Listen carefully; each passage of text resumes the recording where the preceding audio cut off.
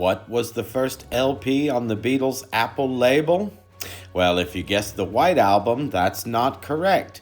Long before the White Album, Joe Massot asked George Harrison to make the music for his film Wonderwall, George Harrison's first musical project completely on his own, with a little bit of help from his friends. And today on Another Vinyl Show, it's Wonderwall music by George Harrison. Ike Frazier Industries presents Another Vinyl Show with Ike Frazier.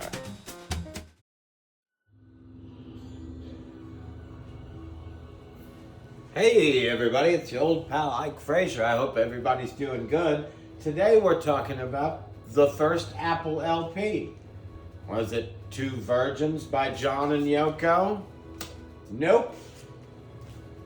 Was it Wonderwall? In the UK, Wonderwall was the first Apple LP. The White Album? Yes, the White Album is the true first American Apple record. But hot on its heels in December 2nd, here in America, 1968, it was Wonderwall music. There we have Wonderwall. Now, proper copies of Wonderwall do this. There's the opening, and then there's the black and white cover. Proper. And even the black and white cover, if you take it, it reads properly Wonderwall music. But if you put the color cover and read it, the print is upside down on the spine. And so there's the really cool cover. Everybody loves the cover for Wonderwall. And it came with an insert. So just like the White Album, Wonderwall had this cool insert of George that lists all the musicians. It's glossy. And when you turn it over, it's got a big apple on there. That's the Apple logo. Now, I've often wondered why they couldn't just use that to make the Apple logo that we have today. Now, here is Apple, American copy. This is a later copy, or at least a different pressing plant, because it has no capital in the perimeter print. Now, if you have an original copy, stereo, Sapcore, I used to have one, in the runout groove, it says STAP instead of Sapcore. And what's interesting is that the Beatles had thought about using STAP, STAP, as the stereo name, and TAP as the mono name. It's not as cool as Apcore and Sapcore, right? But there we go. There's Wonderwall. So I hope you guys enjoy the movie. I want to say thank you to the new subscribers out there. Thanks to everybody who likes and watches. You know, you're helping the channel grow. There's the promo poster that would come with the Let It Be box, and there's your Wonderwall way up there. But it's a fun record. It's a psychedelic record. It's Sitars meets Western psychedelic freakout, and so it's fun. So just like the film is the older gentleman on the other side of the wall just glimpsing the psychedelic life of the young people on the other side, Wonderwall music does that. It goes from straight, cowboy music, and then swirls into psychedelia, then swirls into a raga. So it's really a wild record. And of course, of the pre-solo albums to Breakup, Wonderwall probably is the best of those, right? Because if McCartney is the Breakup album, or at least the point of the Breakup, the only records before the Breakup are Wonderwall, Two Virgins, Life with the Lions, Electronic Sounds, and Live Peace in Toronto. Now, I love Live Peace in Toronto, so I'd probably give that the #1 pre-Beatle Breakup solo record. But Wonderwall would be pretty close, and it's a record like nothing else. Like George said, he moved on from this kind of music, but it's like a Indian music anthology mixed with a little wild psychedelia. So it's a great record. I hope you guys enjoy the video. It's your old pal Ike Frazier. We'll talk to you soon. Joe Massot asked George Harrison if he would make the music for his film because the Bee Gees were unable to do it for him. So George said, I don't write music, but I'll film music, but I'll give it a shot. And so he heads to Abbey Road Studios with a little help from his friends, and he also goes to Delane Lee Studios in London to do the recording. And getting Liverpool band, the Remo 4, to help him out on the sessions, he quickly gets the western half of these sessions completed with a little bit of help from good old Ringo Starr on the drums, who suggests the pseudonym Eddie Clayton for Eric Clapton, who is home from England from a tour from Cream. And so George, in January of 68, heads to India, and here we see a picture of him at the Taj Mahal in 66, a year prior. And so George gets together with the local Indian musicians at the Bombay EMI studio. They bring a 2-track recorder so he can record in stereo, a phenomenon at the time for these musicians who have only recorded in mono at this time. And they are learning the techniques of Western harmony because George is integrating Indian classical music with Western composition. And so this is really something that is going on in classical music at the same time. So revolutionary for pop music. And so George records the sessions with a bunch of instruments that he believes that the Western ears have never heard. Funeral horns and things like that, extract sounds. So then he heads back to London and records with the Beatles. They're doing a promotional film for Lady Madonna, but they actually record the song Hey Bulldog instead.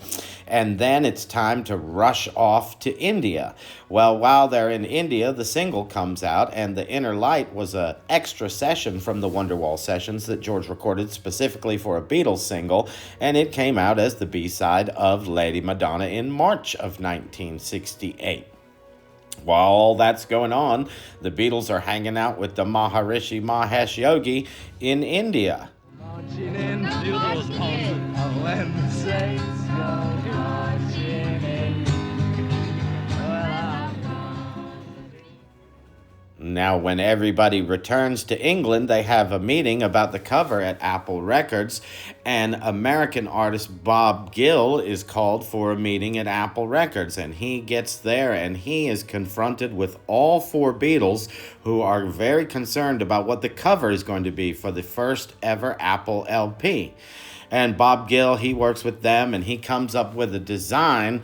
But when George Harrison sees the design, he is pretty impressed with it, but he thinks that the photograph lacks the optimistic appeal of hope. And Derek Taylor says, well, we should take a brick out of the wall. And George is like, yeah, if we take a brick out of the wall, then the guy on the cover has the exact same chance as the guy in the movie to see the magical world beyond the Wonderwall. So Bob Gill removes a brick. He's not too happy about it.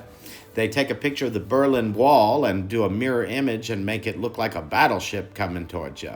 Wonderwall is an exciting film and full of fantasy and fun, but it's kind of a cult classic now, and the music actually is more famous than the actual movie is. And George re-released this album many times before his death, and even a new RSD release of it in Zoetrope has come out this year.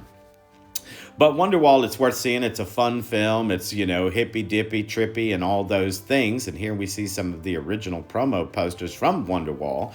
And when the film finally came out, George headed to Cannes, France for the debut of the film. And good old Ringo Starr went with him. And so Apple Records finally is ready to release the album. And in the UK, it is released on November 1st, 1968. And it is released in mono and in stereo, and the mono release is Apcore 1, and the stereo release would be Sapcore 1. Now in England is the only place that the mono version really ever came out, and here we see a UK promo ad, and George is another brick in the wall there, Pink Floyd fans. Now in the United States, Wonderwall was held up because the White Album came out, and then Wonderwall came out on December 2nd, 1968. Just basically a week after the White Album. Now, there's a lot of features to these great records right here, and we see this is a stereo-only American copy because it did not come out in mono, just stereo. The first Apple LP, ST3350, and it came with a wonderful insert there, and we see this is a promo poster for the American release of the album. And here also is the White Album picture with some pieces of the album cover mixed into it. Now in Japan, this record came out, and as all Beatle records do, this is a really fantastic one. You'll see here is that the Beatles released most of their records are clean, is red vinyl mixed with some black carbon, and that's supposed to keep static away. Now in Germany, the record came out, and it was very popular, far more popular in Germany than in any other country. And here we see the German copy with the Apple logo in the top left corner. Now in the United States, Billboard, it went to number 49 in the Hot 100.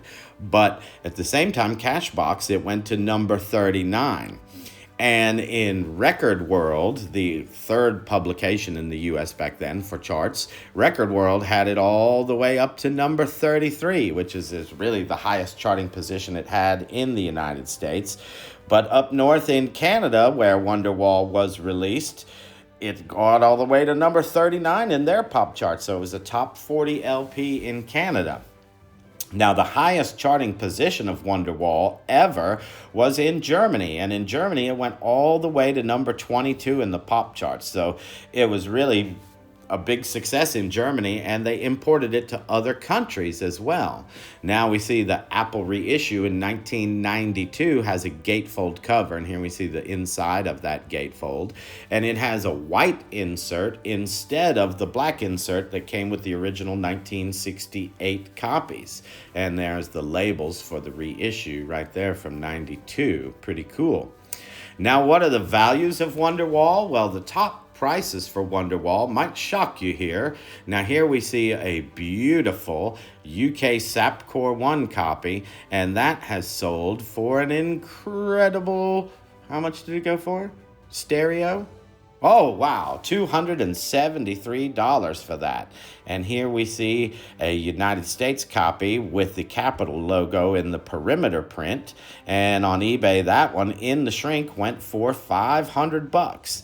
And here's that beautiful Everclear or Everclean red vinyl from Japan. And that is really nice. It comes with a poster and an obi. That went for an incredible $800 on eBay. But the top ever Wonderwall music for sale is the UK mono stock copy right here. That's really great. This one went here, Apcore 1 mono with the dark green labels. Oh, $913 on eBay.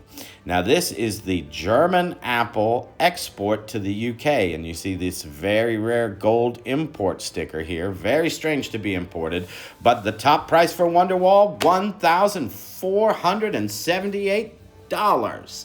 Thanks for watching, everybody.